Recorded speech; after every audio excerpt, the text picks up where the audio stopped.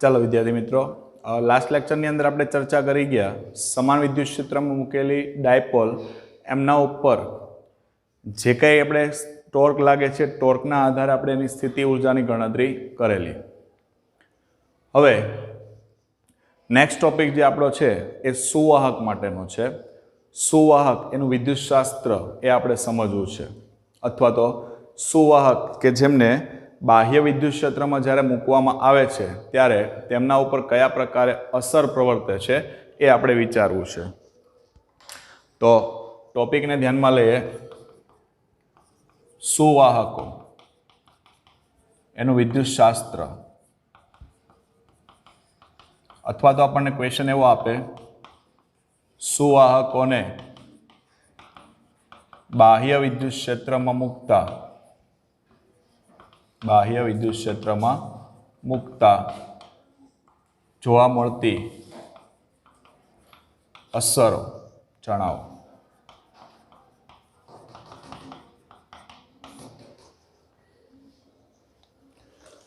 ચાલો, સુવાહક અને બાહ્ય વિદ્યુત ક્ષેત્રમાં આપણે મૂકીએ તો કયા પ્રકારે અસર થાય છે એ અસરને આપણે સમજવું છે. તો એના માટે તો પહેલા આપણે સુવાહકને સમજવું પડશે. સુવાહક એટલે શું દોસ્તો? તો આપણને ખબર છે સુવાહક એટલે એમ કહી શકાય જે વિદ્યુતનું વહન કરી શકતો હોય એ પદાર્થ એ સુવાહક છે. એટલે જેમની અંદર વિદ્યુતનું શું થતું હોય? વહન થતું હોય. એટલે બેઝિક શબ્દ પહેલા આપણે સમજી લીધો, સુવાહક. સુવાહક એટલે શું? તો કે વિદ્યુતનું વહન કરતો પદાર્થ. હવે આવા જે સુવાહક પદાર્થો છે એ સુવાહક પદાર્થ એમને બહારથી થોડુંક પણ કંઈક પણ બળ મળશે અથવા થોડીક પણ ઉર્જા મળશે એટલે પરિસ્થિતિ શું થશે કે એમની બાહ્યતમ કક્ષામાં રહેલા જે ઇલેક્ટ્રોન છે એ ઇલેક્ટ્રોન એમાંથી છૂટા પડી જશે. જ્યારે આવા સુવાહકને કોઈ બહારથી ઉર્જા મળે છે તો એ ઉર્જા એના કારણે શું થાય છે? તો કે એની જે છેલ્લી કક્ષા હોય એને કહેવાય બાહ્યતમ કક્ષા. એ બાહ્યતમ કક્ષામાંથી અથવા વેલેન્સ કક્ષા બોલો, એમાંથી જે ઇલેક્ટ્રોન્સ છે એ ઇલેક્ટ્રોન શું થઈ જાય? એમાંથી છૂટા પડી જાય. અને આ છૂટો પડેલો જે ઇલેક્ટ્રોન છે એ ઇલેક્ટ્રોન સુવાહકની અંદર ગમે તે રીતે અસ્તવ્યસ્ત ગતિ કરવા માટે સક્ષમ છે. એ ગતિ કરી શકશે કારણ કે હવે મુક્ત થયો છે, છૂટો પડ્યો છે. એટલે ખાસ વસ્તુ એ છે કે સુવાહક છે એને તમે શું આપો? બાહ્ય ઉર્જા આપશો. બહારથી કોઈ ઉર્જા આપશો એટલે એની બાહ્યતમ કક્ષામાં રહેલા ઇલેક્ટ્રોન શું થઈ જશે? છૂટા પડશે. ચાલો, બાહ્યતમ કક્ષામાં રહેલા જે ઇલેક્ટ્રોન્સ છે એ ઇલેક્ટ્રોન્સ એમાંથી છૂટા પડે એટલે આપણને ખબર છે કે આવા ઇલેક્ટ્રોનને આપણે શબ્દ આપીશું મુક્ત ઇલેક્ટ્રોન. બરાબર? આવા ઇલેક્ટ્રોનને શું કહેવાય? મુક્ત ઇલેક્ટ્રોન કહે. અને મુક્ત શબ્દ એવો છે, જો મુક્ત કોઈ પણ પ્રકારની બંધાવણી નથી, તમે પણ અમુક એજ સુધી તમે બંધાયેલા હોવ, પછી અમુક એજ તમે વટાવો એટલે તમને ઘરેથી થોડી ઘણી છૂટછાટ મળે. તમે જ્યારે ધંધા ઉપર લાગો તો તમને થોડી ઘણી શું આપવામાં આવે? છૂટછાટ આપવામાં આવતી. એમ નાના ધોરણની અંદર પણ તમે બંધાયેલા હો, જેમ જેમ મોટા ધોરણમાં આવતા હોય તમને થોડી છૂટછાટ મળતી જાય. એટલે મુક્ત થયા છે. પણ યાદ રાખજો, આજે ઇલેક્ટ્રોન આપણે શબ્દ વાપર્યો છે મુક્ત ઇલેક્ટ્રોન. મુક્ત ઇલેક્ટ્રોન એનો મતલબ શું થયો? કે તેઓ પિતૃ પરમાણુમાંથી છૂટા પડ્યા છે, ધાતુમાંથી એ છૂટા પડ્યા નથી. બરાબર? એના જે પિતૃ પરમાણુઓ છે એ પિતૃ પરમાણુમાંથી એ મુક્ત થયા છે. ક્યાંથી મુક્ત થયા છે? પિતૃ પરમાણુમાંથી. પિતૃ પરમાણુ એમાંથી મુક્ત થયા છે. પરંતુ ધાતુમાંથી અથવા ધાતુની બહાર એ હરવા ફરવા માટે સક્ષમ નથી. માત્ર પિતૃ પરમાણુ છે એમાંથી મુક્ત થયા છે એનો મતલબ કે એની અંદર એ હરવા ફરવા માટે સક્ષમ છે. પણ તમે એમ કહો કે ભાઈ ધાતુની બહાર, બરાબર, ધાતુમાંથી બહાર ફરવા માટે મુક્ત નથી. એટલે એની જે ટૂંકમાં જે પરમાણુનું બંધારણ છે એ પરમાણુમાં જે ન્યુક્લિયસ છે એ ન્યુક્લિયસ સાથે એનું કનેક્શન તૂટ્યું છે. હવે જે તે પરમાણુ હશે એ પરમાણુમાંથી એ છૂટો પડ્યો, પણ એનો મતલબ એવો નથી કે સંપૂર્ણપણે ધાતુ પદાર્થમાંથી છૂટો થઈ ગયો છે. નહીં, કોઈ એક સિંગલ પરમાણુમાંથી શું થયો છે? એ છૂટો પડ્યો છે. એટલે હા, એ પિતૃ પરમાણુથી છૂટો થયો એમ કહેવાય, પણ ધાતુમાંથી મુક્ત થયો એમ ગણાય નહીં. થાય છે ક્લિયર? તો આવા જે મુક્ત ઇલેક્ટ્રોન છે એ મુક્ત ઇલેક્ટ્રોન પોતાની ગતિ દરમિયાન ગતિ કરતા હશે ત્યારે કેવી ગતિ હશે? તો એની અસ્તવ્યસ્ત ગતિ હોય. ખાસ યાદ રાખવાનું, મુક્ત ઇલેક્ટ્રોન છે એ હંમેશા કેવી ગતિ કરતા હોય? અસ્તવ્યસ્ત ગતિ કરતા હોય. હવે આપણને તો ખબર છે અસ્તવ્યસ્ત ગતિ કરતા હોય ત્યારે શું થાય? તો કે ગમે તેની સાથે અથડાય, કારણ કે કોઈ ફિક્સ નથી કે આ લાઈનમાં ચાલવાનું છે. બરાબર, ગમે તે રીતે વાંકાચૂકી ગતિ કરતા હોય તો ગમે તે સાથે શું કરી શકે? અથડામણ અનુભવી શકે. એટલે આ જે મુક્ત ઇલેક્ટ્રોન છે, આ મુક્ત ઇલેક્ટ્રોન ગતિ કરશે તો કેવી ગતિ? તો કે અસ્તવ્યસ્ત.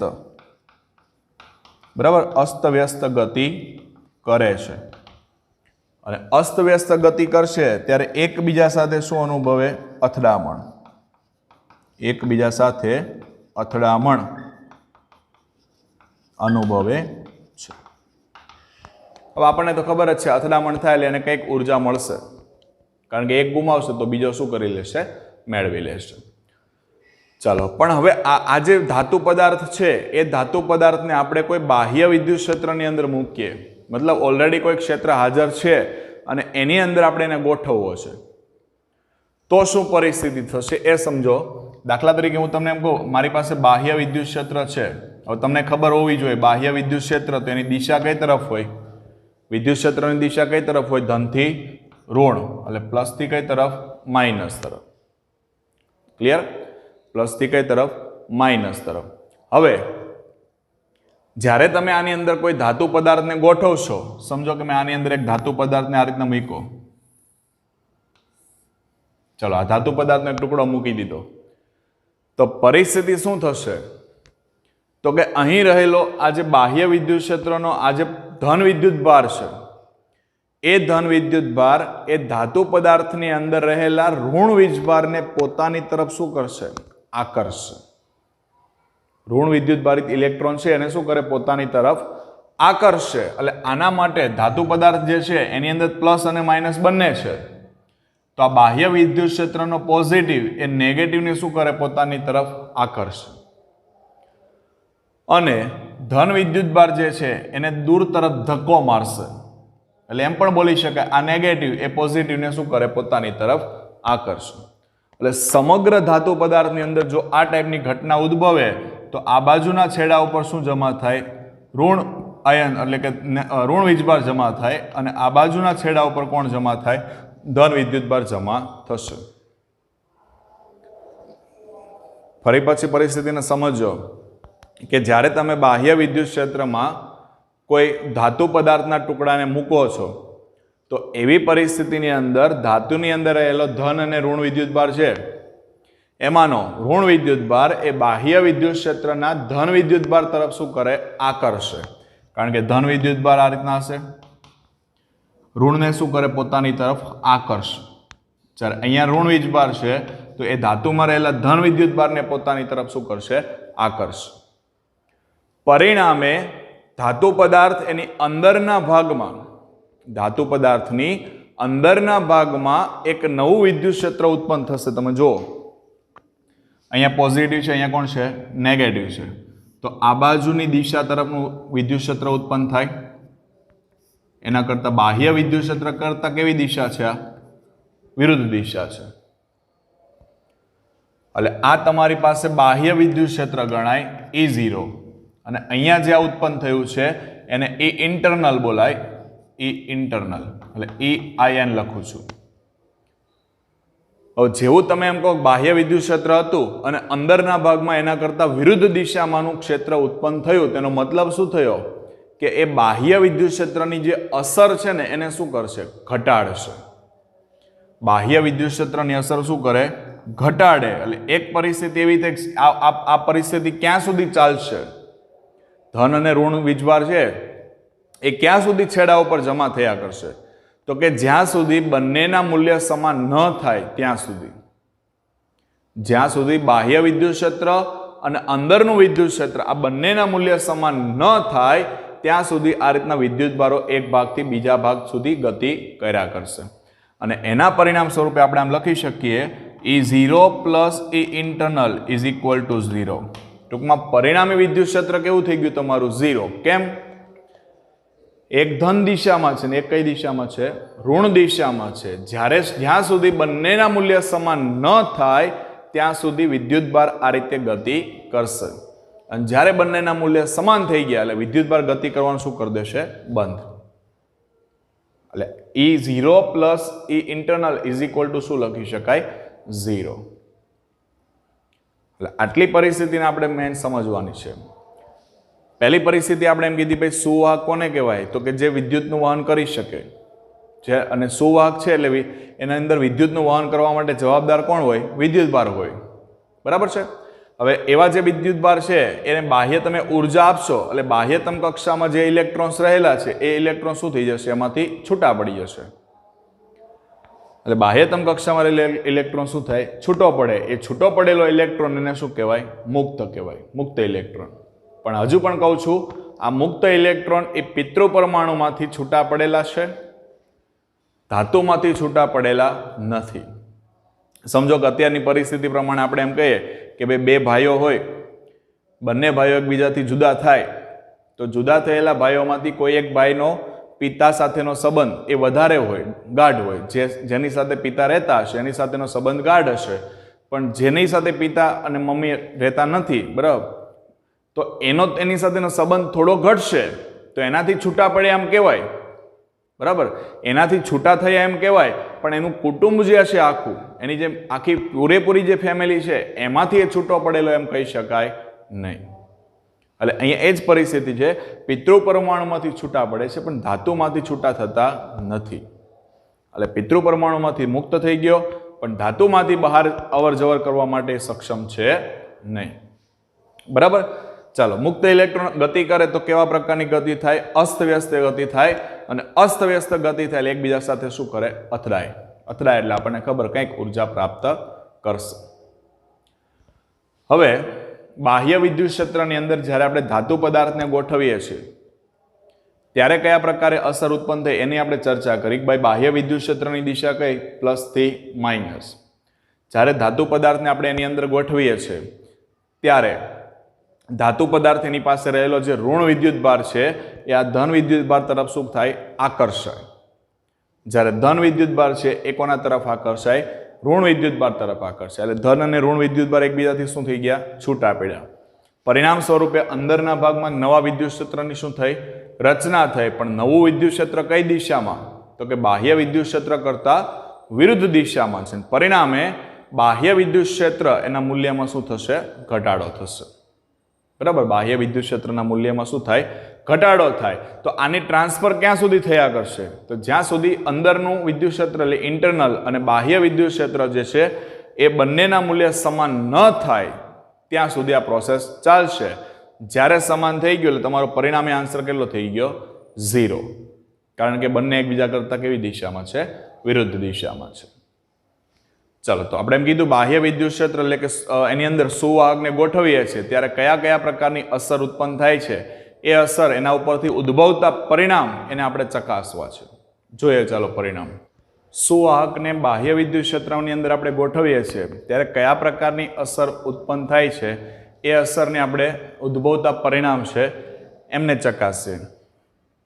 તો એમની અંદરનું પહેલું પરિણામ, સુવાહક એની અંદરના ભાગમાં દરેક બિંદુએ વિદ્યુત ક્ષેત્ર શૂન્ય હોય. પહેલા તો ક્વેશ્ચન શું છે આપણો? તો કે સુવાહકને બાહ્ય વિદ્યુત ક્ષેત્રમાં મૂકતા ઉદ્ભવતા પરિણામ. ચલો, પહેલું પરિણામ શું? તો કે સુવાહકની અંદરના ભાગમાં વિદ્યુત ક્ષેત્ર કેટલું હોય? શૂન્ય હોય. વિદ્યુત ક્ષેત્ર શૂન્ય હોય. ચલો વિદ્યુત ક્ષેત્ર શૂન્ય હશે એના માટે વિચારીએ તો પહેલી પરિસ્થિતિ દાખલા તરીકે હું તમને એમ કહું મારી પાસે કોઈ એક સુવાહક પદાર્થ છે. હવે આ સુવાહક પદાર્થ એના ઉપર આપણે વિદ્યુતભારને ગોઠવીએ તો યાદ રાખજો વિદ્યુતભાર જે છે ને એ હંમેશા એની પૃષ્ઠ ઉપર જ ગોઠવાય છે. વિદ્યુતભાર હંમેશા ક્યાં ગોઠવાય? પૃષ્ઠ ઉપર ગોઠવાય. બરાબર, પૃષ્ઠની અંદરના ભાગમાં વિદ્યુતભાર જઈ શકતો નથી. તો જ્યારે પણ વિદ્યુતભાર આની અંદર આપણે ગોઠવીએ છીએ તો એ માત્ર ક્યાં ગોઠવાનો? પૃષ્ઠ પર. હવે સમજો કે પહેલા ચેપ્ટર પ્રમાણે આપણે વિચારીએ ગાઉસના નિયમ પ્રમાણે તો આ જે પૃષ્ઠ છે એ પૃષ્ઠ એની અંદરના ભાગમાં આપણે ગાઉસિયન પૃષ્ઠ વિચારીએ. બરાબર, પૃષ્ઠની અંદરના ભાગમાં શું કરીએ? એક ગાઉસિયન પૃષ્ઠ આ રીતે વિચારો. ચાલો આ રીતે હું એક ગાઉસિયન પૃષ્ઠ વિચારું છું તો આ ગાઉસિયન પૃષ્ઠ એના વડે ઘેરાતો વિદ્યુતભાર કેટલો? આના વડે ઘેરાતો વિદ્યુતભાર કેટલો? તો તમે કહેશો ભાઈ વિદ્યુતભાર તો ઘેરાશે જ નહીં. કેમ?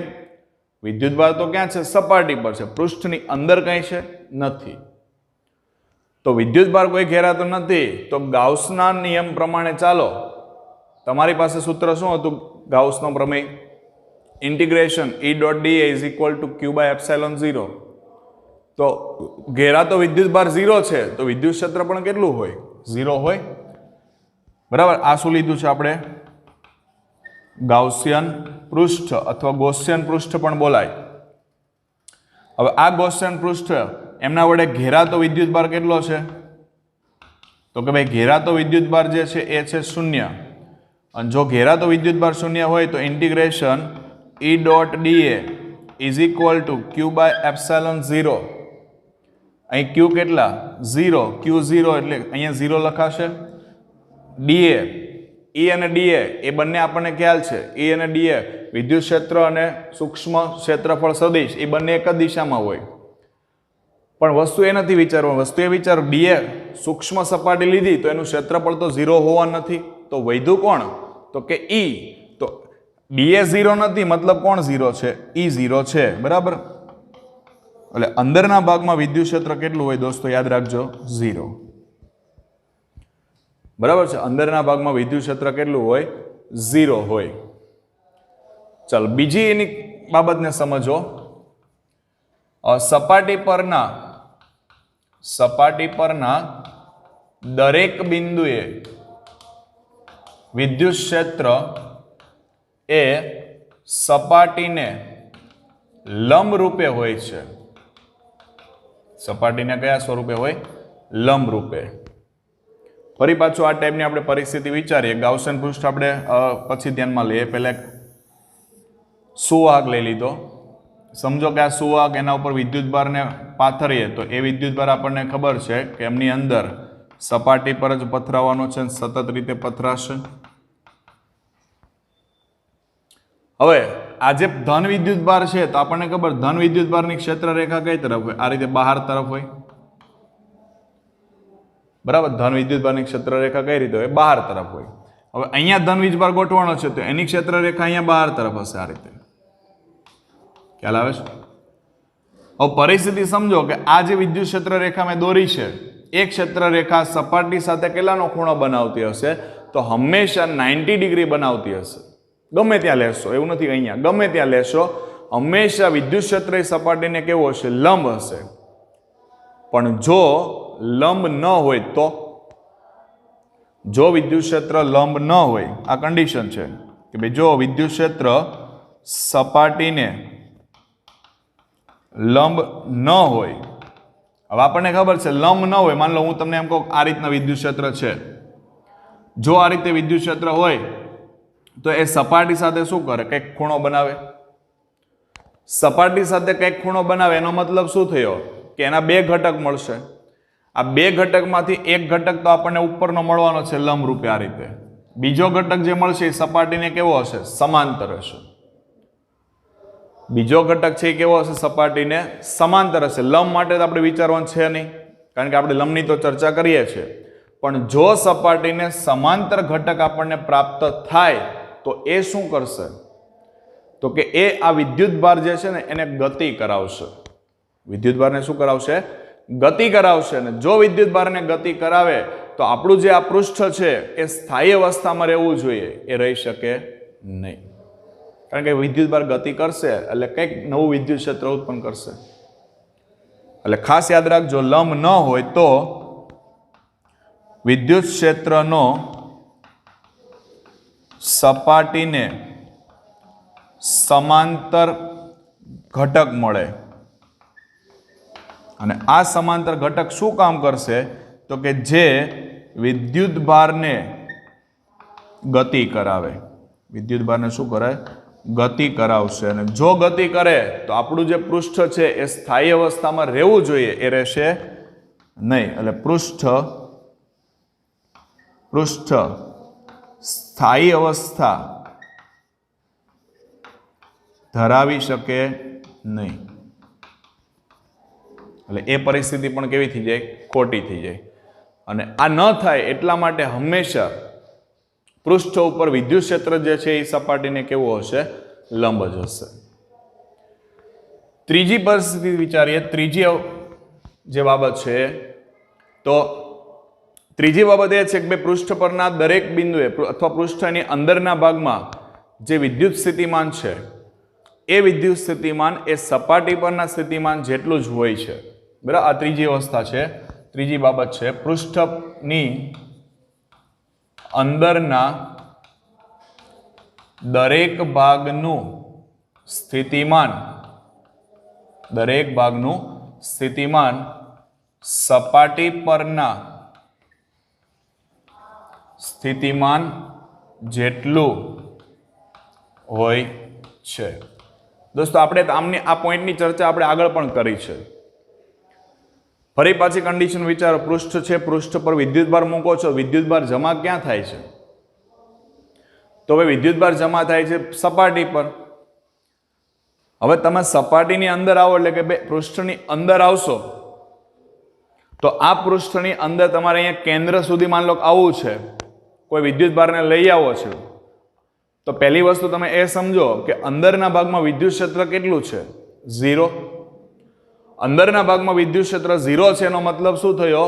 કે બહારથી તમે કોઈ વિદ્યુતભારને અંદર દાખલ કરાવશો તો એ વિદ્યુતભાર પર કરવું પડતું કાર્ય કેટલું? 0. કોઈ જ કાર્ય કરવું પડતું નથી. અને કાર્ય નથી કરવું પડતું એનો મતલબ શું થયો? કે ત્યાં તમારે વિદ્યુત ક્ષેત્રનો કોઈ સામનો કરવાનો નથી. તો પછી સપાટી પર જે સ્થિતિમાન હશે એ જ સ્થિતિમાન એના કેન્દ્ર પાસે પણ મળશે. કારણ શું થઈ જશે? બે બિંદુ વચ્ચે સ્થિતિમાનનો તમે તફાવત લેશો, એ કોના જેટલો હોય? કાર્ય જેટલો હોય. બરાબર? બે બિંદુ વચ્ચે તમે સ્થિતિમાનનો તફાવત લેશો, એ કોના જેટલો હોય? કાર્ય જેટલો હોય. અહીંયા આપણે કાર્ય તો કરવાનું નથી. કાર્ય નથી કરવાનું એટલે તમને અંદરના ભાગમાં સ્થિતિમાન મળશે, એ કોના જેટલું હશે? અંદરના ભાગમાં જે સ્થિતિમાન મળે એ કોના જેટલું હોય? સપાટી પરના સ્થિતિમાન જેટલું હોય. જો આ રીતે સમજી શકાય. દાખલા તરીકે હું તમને એમ કહું, આ મારી પાસે પૃષ્ઠ છે, બરાબર? એના ઉપર આપણે વિદ્યુતભાર ગોઠવો છે આ રીતે. હવે બહારથી મારે કોઈ વીજભારને અંદર લઈ આવો છે, પણ પહેલી કન્ડિશન એ છે કે અંદરના ભાગમાં વિદ્યુત ક્ષેત્ર કેટલું છે? 0 છે. અહીંયા આ એનું કેન્દ્ર, વીજભારને અહીંયા કેન્દ્ર સુધી પહોંચાડવો છે, કરવું પડતું કાર્ય કેટલું?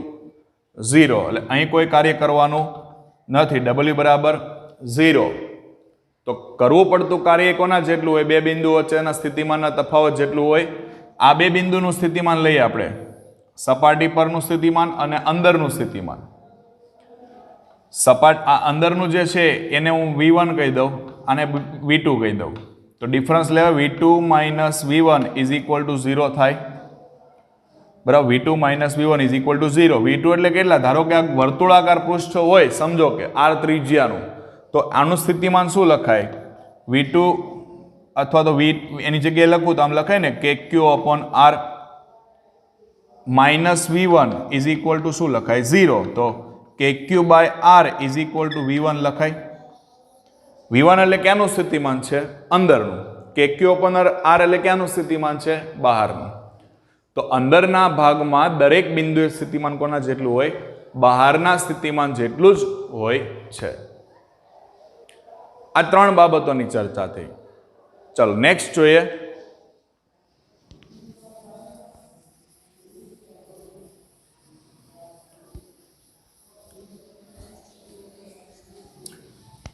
ચોથી બાબત એની આપણે ચર્ચા કરવી છે. જો પહેલી આપણને ચર્ચા ખબર છે તો પછી આપણને ચોથી ચર્ચા પણ ખબર પડશે.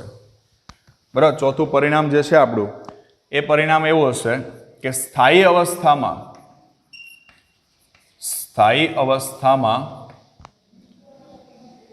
અંદરના ભાગમાં વિદ્યુતભાર હોતો નથી અથવા વિદ્યુતભાર કેટલો હોય? 0 હોય. ચલો, એ તો કન્ડિશન આપણને ખબર છે. કઈ રીતે? સ્થાયી અવસ્થા છે મતલબ કે બહારથી કોઈ ફેરફાર થતો નથી.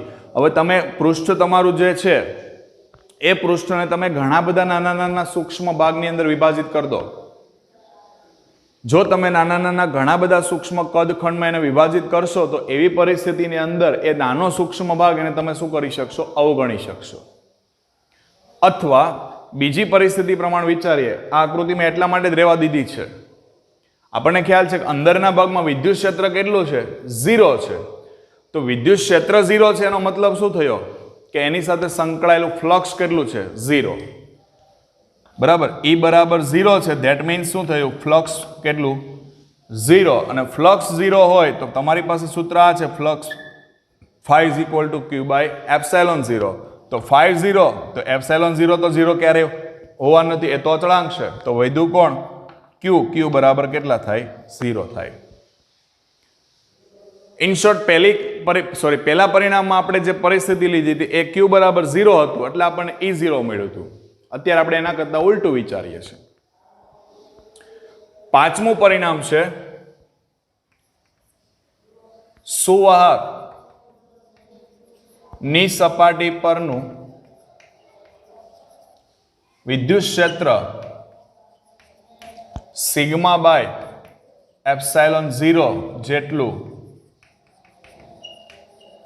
હોય છે. બરાબર, સુવાહક એની સપાટી પર એનું વિદ્યુત ક્ષેત્ર કેટલું હોય? Sigma by epsilon 0. ચાલો, આ પરિસ્થિતિને સમજવા માટે ફરી પાછું આપણે ગાઉસિયન પૃષ્ઠ લીધું. આ ગાઉસિયન પૃષ્ઠ એની સપાટી પર વિદ્યુતભાર એનું વિતરણ આપણે બતાવ્યું છે, જે આ રીતે ચોક્કસ રીતે વિતરિત થયેલો છે. ચાલો, હવે આ વિદ્યુતભાર એનું વિતરણ થયું તો એ વિદ્યુતભાર એના વિતરણ પ્લસ અંદરના ભાગમાં આપણે એક ગાઉસિયન પૃષ્ઠ પણ વિચારીએ છીએ. એટલે અંદરના ભાગમાં વિદ્યુત ક્ષેત્ર કેટલું છે? 0. હવે વિદ્યુત ક્ષેત્ર સિગ્મા બાય એપ્સાઇલોન 0 આપણે સાબિત કરવું છે તો એના માટે આપણે એક અહીંયા સપાટી પર એક પિલ બોક્સ, એક નળાકાર જેવી સપાટીની રચના વિચારીએ. આ રીતે. હવે તમે સમજો કે આ જે નળાકાર મેં દોર્યો છે એ નળાકાર એનો અડધો ભાગ છે એ અંદર છે, સુવાહકની અંદર છે. સુવાહકની અંદરના ભાગમાં વિદ્યુત ક્ષેત્ર કેટલું છે? 0 છે. તો આપણે જે વિચારવાનું થાય, હવે આપણને તો ખબર છે કે અંદરના ભાગમાં વિદ્યુત ક્ષેત્ર 0 છે, ધેટ મીન્સ ફ્લક્સ પણ કેટલું હશે? 0. એટલે પહેલા હું અંદરના ભાગની વિચારણા કરી દઉં. પહેલા તો શું વિચાર્યું આપણે? એક પિલ બોક્સ. પિલ બોક્સ એટલે મેં કીધું એ પ્રમાણે નળાકાર. બરાબર. હવે જેમનો અડધો ભાગ ક્યાં છે? તો કે અડધો ભાગ સુવાહકની અંદર, અડધો ભાગ સુવાહકની અંદર અને બાકીનો અડધો ભાગ સુવાહકની બહાર છે. ચાલો, આપણે વાત કોના માટે કરતા હતા? અંદરના ભાગ માટે. પિલ બોક્સ એના અંદરના ભાગ વડે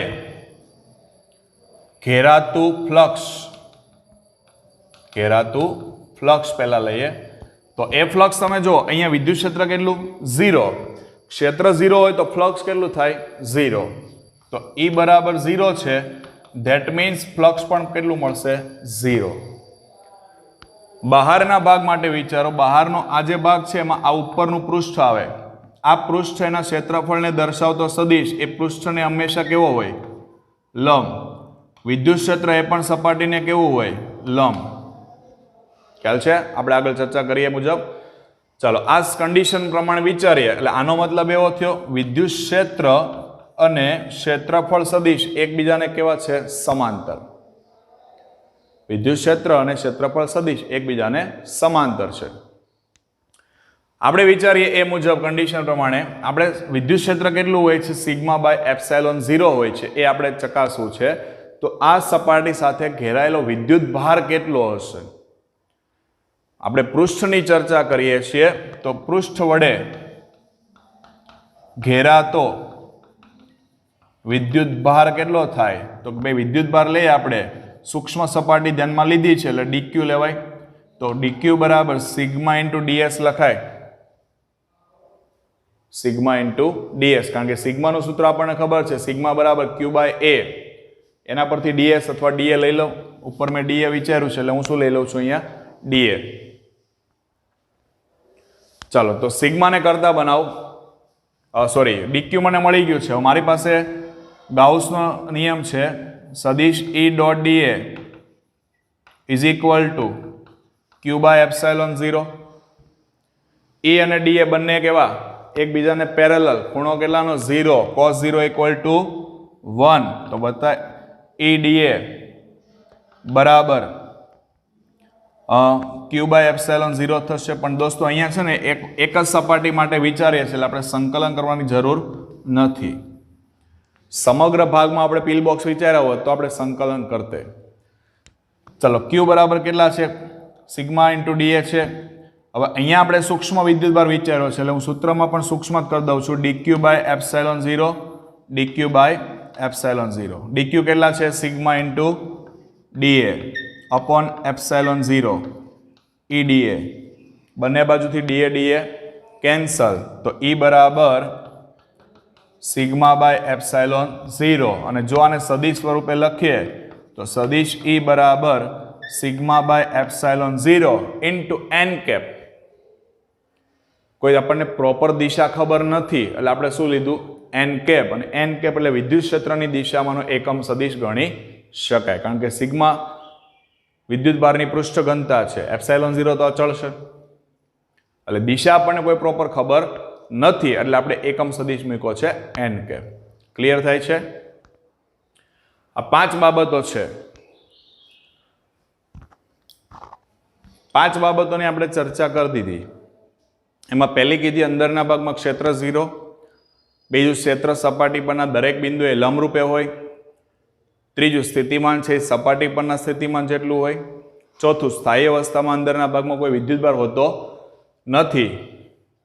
અને પાંચમું કે ભાઈ સુવાહક છે તો સુવાહક એની સાથે સંકળાયેલું ક્ષેત્ર કેટલું? તો કે સિગ્મા બાય એપ્સાઇલોન 0 જેટલું. ક્લિયર? ચાલો હવે નેક્સ્ટ અંદર આપણે એક પોઝિશન ટોપિક વિચારીએ. એ જે છે આપણી પાસે એનું નામ છે electrostatic shielding. Electrostatic shielding. Electrostatic shielding પહેલા તો કોને કહેવાય એ વિચારીએ. અને એ સમજવા માટે હું ફરી પાછું એક સુવાહક એને ધ્યાનમાં લઉં છું. સુવાહક એની સપાટી પર આપણે વિદ્યુતભાર ગોઠવીએ છીએ. વિદ્યુતભાર ગોઠવીએ ક્યાં રહેશે? સપાટી પર, અંદર જઈ શકતો નથી. ચલો હવે આ જે સુવાહક છે, ધારી લો કે આ સુવાહક એની અંદરના ભાગમાં હું એક બખોલ વિચારું.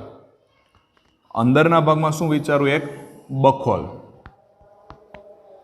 માન લો દિવાલ છે, દિવાલમાંથી આપણે થોડુંક છિદ્ર પાડી દઈએ તો એ આપણા માટે શું કહેવાય? બખોલ કહેવાય. એમ સુવાહકની અંદર શું લઈ લીધું છે? આપણે એક બખોલ વિચારી છે. હવે તમે જે વિદ્યુતભાર ગોઠવો છે એ વિદ્યુતભાર તો ક્યાં જમા થયો છે? સપાટી પર. બરાબર? તમે જે વિદ્યુતભાર ગોઠવો છે એ વિદ્યુતભાર જમા ક્યાં થયો છે? સપાટી પર. તો અહીંયા પૃષ્ઠની અંદરના ભાગમાં વિદ્યુત ક્ષેત્ર કેટલું? 0. જો અહીંયા અંદરના ભાગમાં વિદ્યુત ક્ષેત્ર 0 હોય તો આ બખોલ વડે ઘેરાયેલો વિદ્યુતભાર પણ કેટલો? 0.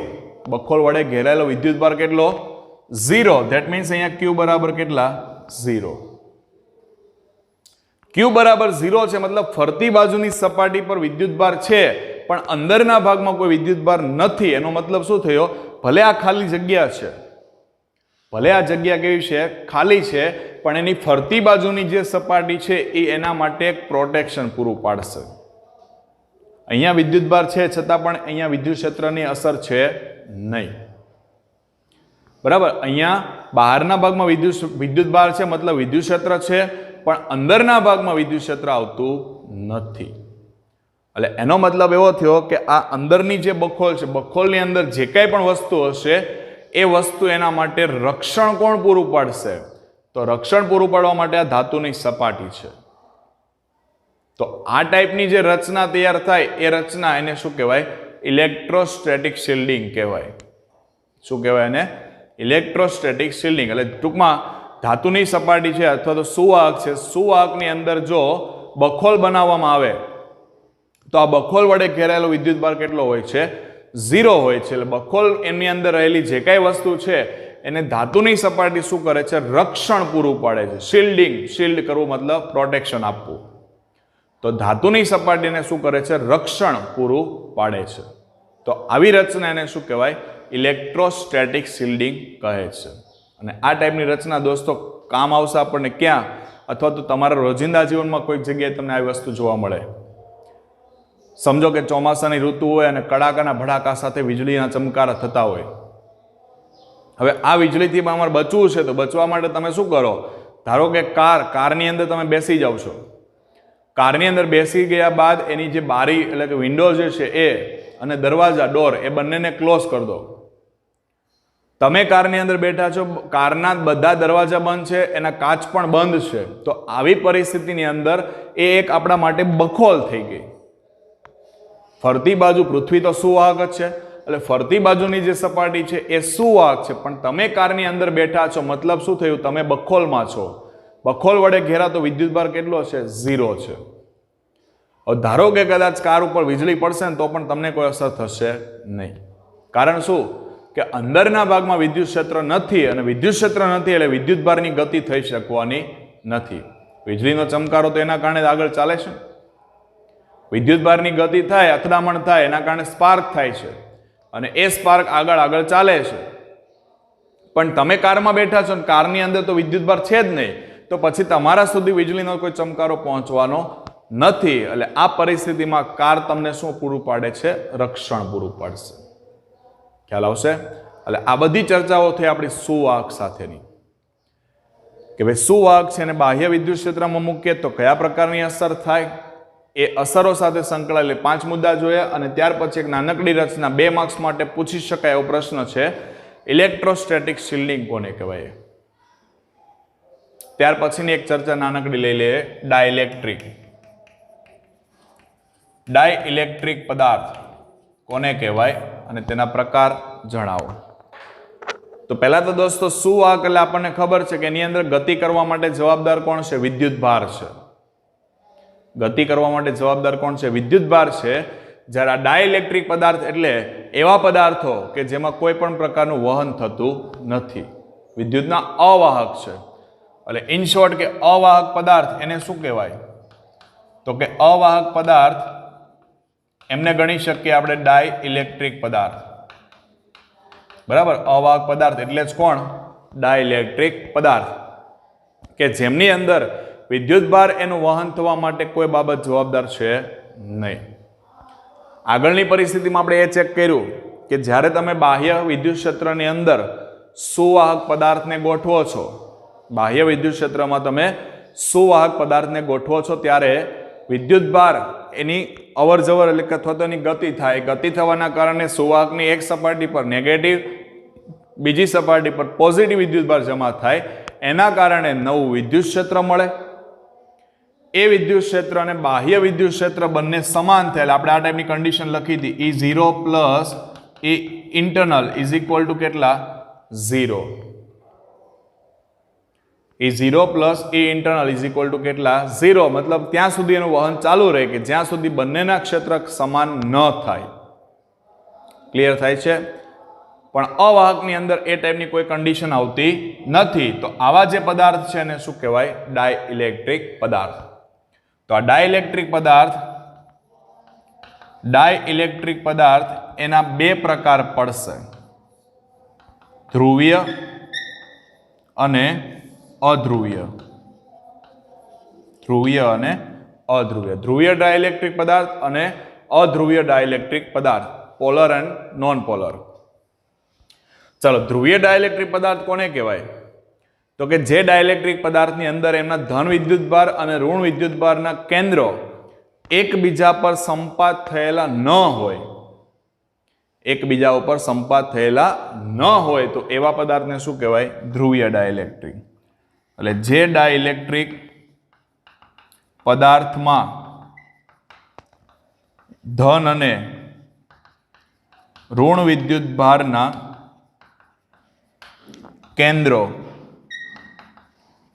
એકબીજા પર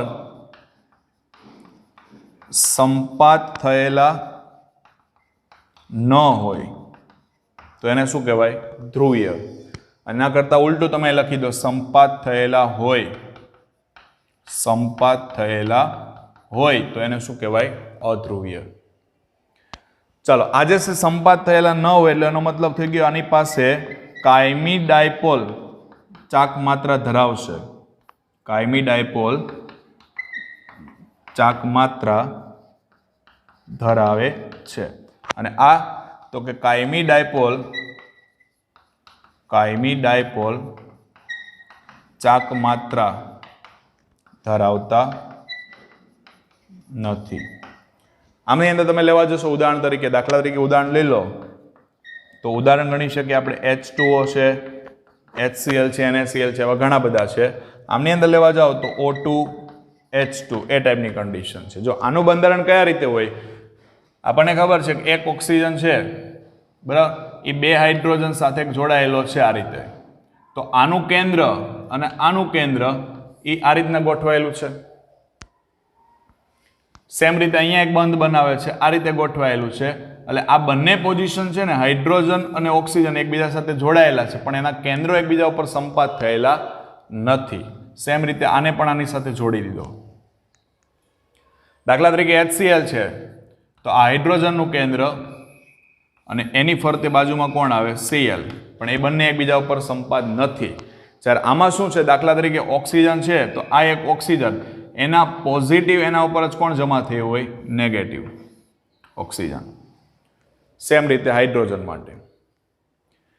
જ્યારે ધાતુ પદાર્થની અંદર આ ટાઈપની કન્ડિશન નથી થતી એનું કારણ શું? કે જ્યારે તમે બાહ્ય વિદ્યુત ક્ષેત્રમાં મૂકશો, માન લો કે આ બાહ્ય વિદ્યુત ક્ષેત્ર છે આપણું, બરાબર, ધનથી ઋણ તરફ. હવે તમે કોઈ એની અંદર સુવાહક પદાર્થને ગોઠવો આ રીતે. સમજો શરૂઆતની કન્ડિશન એવી હતી કે જ્યારે ધન અને ઋણ વિદ્યુતભારનું કેન્દ્ર એક જ બિંદુએ સંપાત હતા. જેવા તમે બાહ્ય વિદ્યુત ક્ષેત્રમાં મૂકશો એટલે અહીંયા નેગેટિવ છે કઈ તરફ ખેંચાઈ જશે? આ બાજુ ખેંચાશે. પોઝિટિવ પહેલી બાજુ જતા રહેશે. એટલે નેક્સ્ટ કન્ડિશન તમારી આ ટાઈપની થઈ જશે.